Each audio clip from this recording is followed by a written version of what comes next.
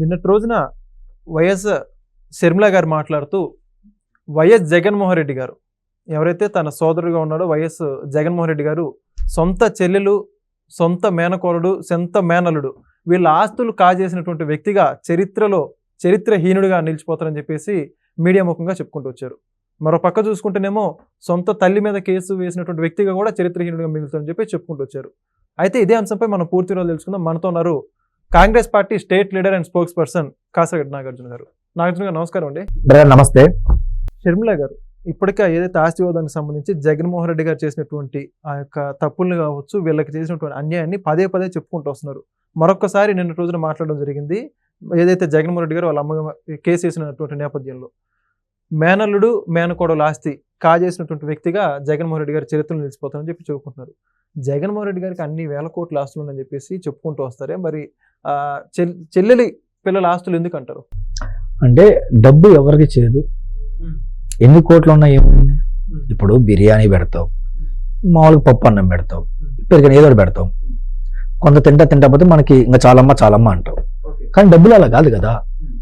డబ్బులు సంపాదించే కొద్ది ఇంకా సంపాదించాలి, ఇంకా కావాలి అనిపించింది సార్. అదే జరుగుతుంది ఇప్పుడు. డబ్బులు తగ్గద ప్రతి ఇంట్లో ఉండొచ్చు సార్, నేను అది ఒప్పుకుంటా. కానీ ఇక్కడ డిఫరెంట్గా ఉంది వారు. ఎందుకు చెప్తున్నా అంటే, వైఎస్ రాజశేఖర రెడ్డి గారు ఇలాగ ఒక మీటింగ్ పెట్టినప్పుడు ఆ మీటింగ్కి విజయమ్మ, విజయసాయి రెడ్డి గారు, జగన్మోహన్ రెడ్డి గారు, వైవి సుబ్బారెడ్డి గారు, కేవీపీ గారు, ఇలా ఒక నలుగురు, నెక్స్ట్ శర్మమ్మ, ఇలా ఉన్నప్పుడు సాయిరెడ్డితో ఆయన అన్నారు, ఏమన్నారు, సాయి ఇప్పుడు ఉమ్మడి కుటుంబం కదా, ఆస్తులు మొత్తం మళ్ళీ భారతి జగన్ మీద పెడతాను, శర్మలమ్మ పాప పేరు మీద అంటే జనరల్గా పాప అంటారు సార్ వైఎస్ఆర్ గారు, పాప పేరు మీద కూడా నువ్వు ఏమైనా పెట్టాలి కదా, ఏంది ఇలా అయినప్పుడు సార్ మనం తర్వాత మార్చుకోవచ్చు సార్, మనం ట్రాన్స్ఫర్ చేసుకోవచ్చు, గిఫ్ట్ డీజ్ చేసుకోవచ్చు సార్, ఏం కాదు నేను ఉన్నాను సార్, నేను చూసుకుంటాను సార్ అని ఇదే వ్యాఖ్యలో విజయసాయి రెడ్డి గారు వైఎస్ఆర్గా చెప్పినారు. చెప్పిన తర్వాత వైఎస్ఆర్ గారు ఓకే సాయి మరి జాగ్రత్త చూసుకో, ఇది ఏం కావాలంటే మళ్ళీ ఇబ్బంది లేకుండా చూసుకో అని చెప్తే, సరే సార్ నేను చూసుకున్నాను సార్ అని చెప్పి వైఎస్ఆర్ గారు వెళ్ళిపోయారు. వైఎస్ఆర్ గారికి ఆ రోజు తెలియదు. ఎందుకంటే వైఎస్ఆర్ గారు నమ్మిన వాళ్ళే ఆయన వెన్నుపోటు పొడుస్తారని, పాలు పోసి పెంచిన వాళ్ళే ఆయన కాటేస్తారని ఆ రోజు వైఎస్ఆర్ గారికి తెలియదు. విజయసాయి రెడ్డి గారు మేము నమ్మి ఆ రోజు వైఎస్ఆర్ గారు అలా వెళ్ళిపోయారు. ఆ తర్వాత ఈ నిజాలు మాకు కూడా ఎలా తెలిసి అంటే, మన షర్మిలమ్మని విజయసాయి రెడ్డి గారు కలవడానికి వచ్చినప్పుడు ఆ రోజు చెప్పాడు, డిస్కషన్కి వచ్చినాయి, తప్పు నాదేనమ్మా, ఇలా జరిగింది, నేను తప్పు ఒప్పుకోకుండా ఇంత తప్పుగా నేను మాట్లాడినా నాకు క్షమించమ్మా, నా కుటుంబానికి మీరు ఎప్పుడు మీతో కలిసి ఉంటున్నానమ్మా, నన్ను పెంచి పేషించిన మీరే, తప్పు జరిగిందమ్మా, నన్ను క్షమించమ్మా అని చెప్పి ఆ రోజు షర్మిలమ్మని కలవడం జరిగింది. మీడియాలోకి మనం కథనాలు కూడా విన్నాం.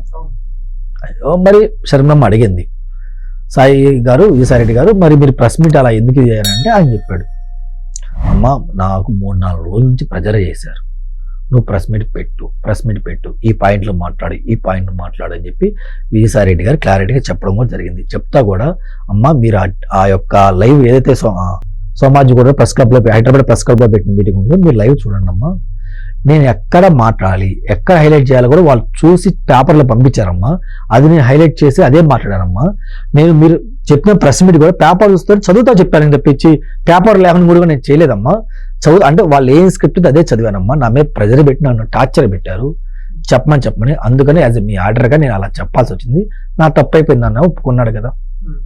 సరే విజయసాయి రెడ్డి అంటే నమ్మకం లేకపోతే వదిలేద్దాం, విజయం చెప్పింది కదా, ఎంఓఈలో జగన్మోహన్ రెడ్డి గారు కూడా చెప్పారు కదా, 40% షర్మిల అమ్ముకుంటే 60% నాకుందని చెప్పారు.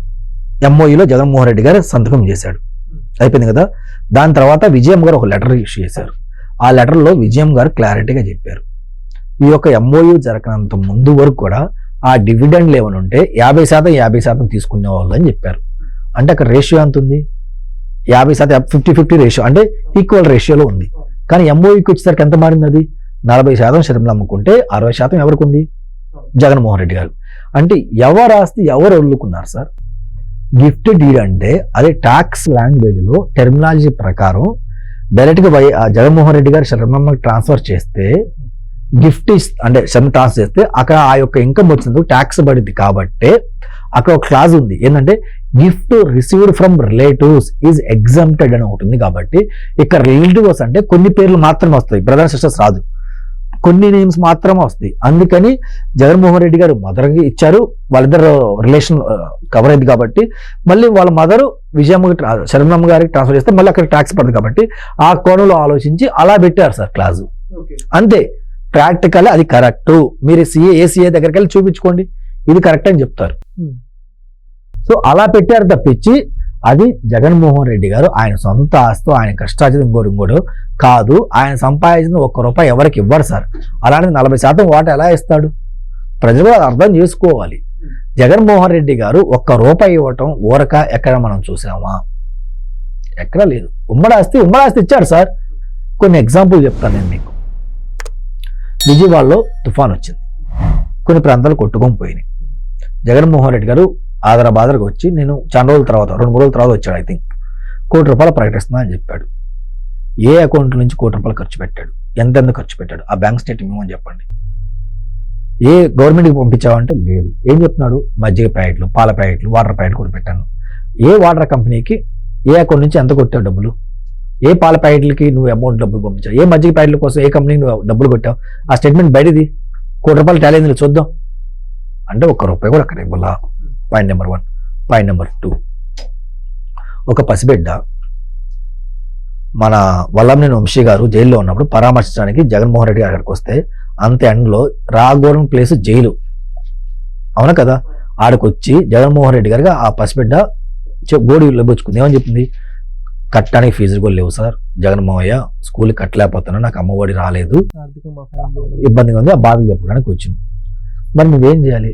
గవర్నమెంట్ ఇవ్వదా అని చెప్పి నువ్వే చెప్పావు కదా, బిడ్డ నువ్వు లేకపోతే ఒక 10,000, 20,000, ఒక 50,000 తీసుకోమ్మా, ఫీజు కట్టుకోమ్మని చెప్పి నువ్వు ఇవ్వాలి కదా.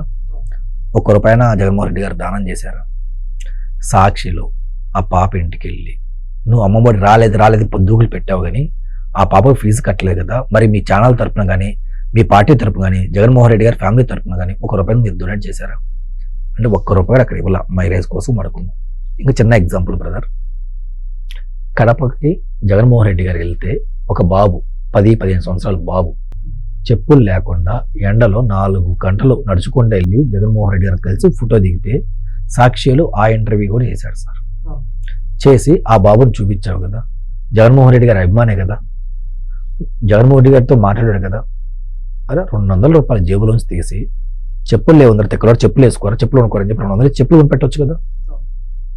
అంటే 200 కూడా ఇవ్వలేదు జగన్మోహన్ రెడ్డి గారు, అవునా కాదా?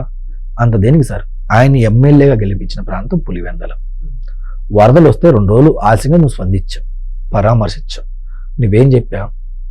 గవర్నమెంట్ ఇచ్చినా ఇవ్వకపోయినా ఇది నా ప్రాంతం, నా కుటుంబానికి జీవితాంతం సేవ మీరు మోస్తున్నారు కదా, నేను మీకు రుణపడి ఉన్నాను, నేను కొంత నష్టపరిహారం మీకు ఇస్తాను, ఎంత కొంత ₹1-2 నష్టపరిహారం ఇస్తాను.